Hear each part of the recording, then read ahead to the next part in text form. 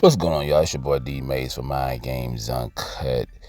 Man, listen, y'all know I've really been pushing on black economics lately. You know what I'm saying? And I think it's very, very, very important for us to really start stepping up our game. You know what I'm saying?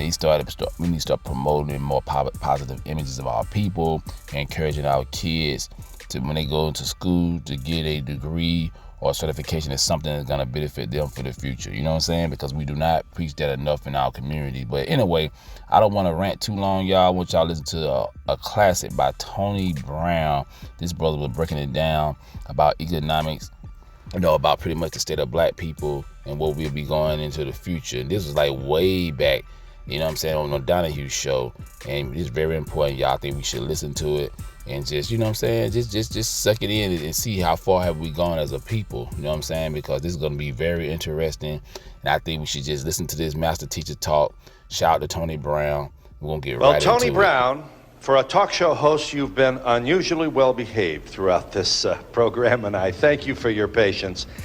Do I sound like a white racist to say, see what I mean? You can pull yourselves up by your bootstraps. Does that make you nervous if I say something like that?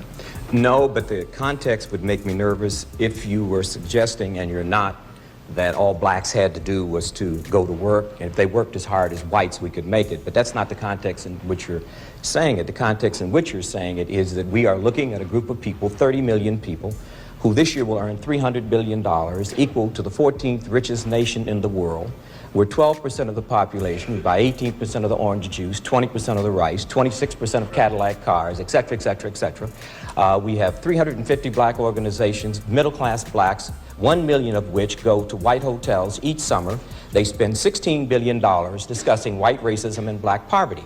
Now, there's no way in the world that white people can free black people, because freedom is not white people's to give. 2, white people, as I said in the piece, cannot do for us what we refuse to do for ourselves. 3, the key to this equation is the behavior of the black middle class.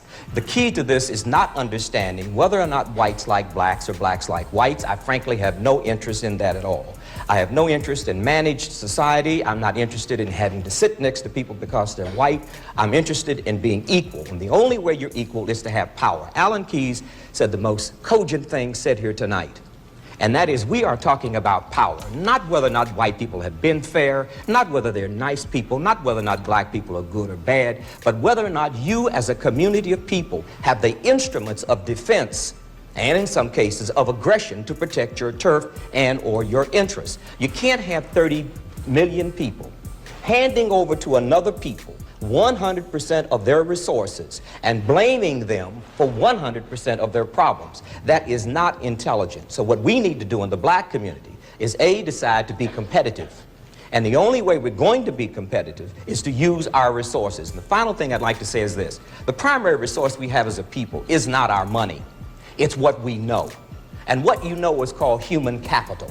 And the fleet of human capital from the black community has been enormous in the name of integration. We've lost our brains to the white community, and nobody is there for the intergenerational transfer of information from middle-class people to poor people, so we now have what we call so-called underclass people. But if what you know is that critically important, and I don't know anybody who will argue it, how is it possible, in the light of Mr. Kozol's nightmarish and brutally honest and well-researched review of the horror story of public education, especially in the inner cities, for black children to know anything?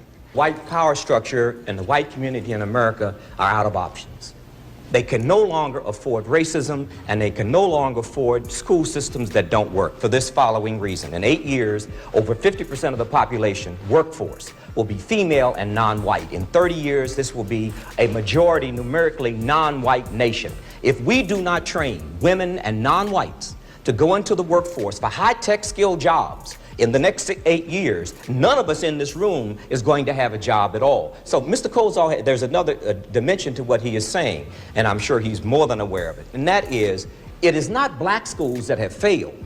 The American school system has failed. It is not the ones who drop out that are the problem. The ones who graduate are the problem.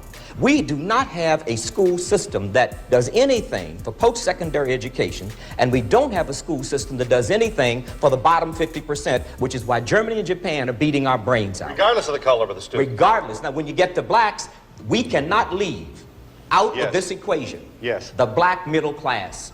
And we cannot leave out of this equation, no matter what the government does, and the government should do something. Right. We cannot leave out the obligation of the black middle class to transfer its wealth, primary wealth, which is human capital or information, to those in our community who don't have it. May I ask you're a capitalist with a... I am not a capitalist, and you said that before. I'm not interested in proving capitalism. I'm interested in using a free market system to alleviate the problems in the black community. Is capitalist a bad word? Well, if the way you're using it is though I am trying to prove that this system is better than that system. No, I'm not into ideology.